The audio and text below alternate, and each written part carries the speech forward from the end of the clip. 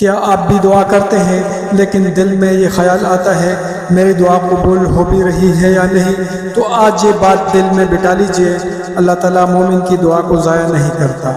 رسول اللہ صلی اللہ علیہ وسلم نے فرمایا ما من مسلم يدعو بدعوة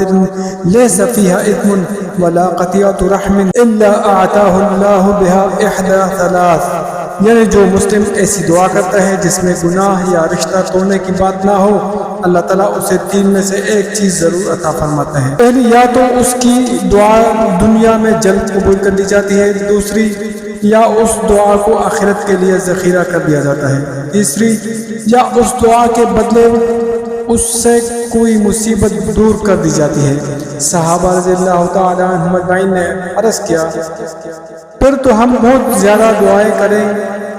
رسول اللہ صلی اللہ علیہ وسلم نے فرمایا اللہ اکثر، یعنی اللہ کا خزانہ اس سے بھی زیادہ ہے،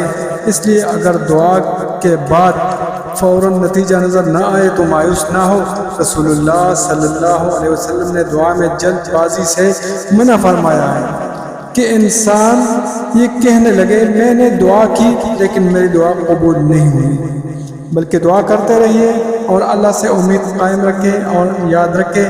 دعا کی قبولیت صرف یہ نہیں کہ ہمیں وہی چیز مل جائے جو ہم نے مانگی تھی، کبھی اللہ وہ چیز عطا فرماتا ہے، کبھی کسی مصیبت کو دور کر دیتا ہے، اور کبھی اس دعا کا اجر آخرت کے لیے محفوظ کر دیتا ہے۔ لہٰذا آج سے یہ نہ کہیں میری دعا قبول نہیں ہو رہی، بلکہ کہیں میرا رب میری دعا کو میرے لیے بہتر طریقے سے قبول فرما رہا ہے۔ اللہ تعالیٰ ہماری تمام جائز دعاؤں کو قبول فرمائے، ہماری پریشانیاں دور فرمائے، اور ہمیں اپنے اوپر کامل یقین عطا فرمائے، آمین یا رب العالمین۔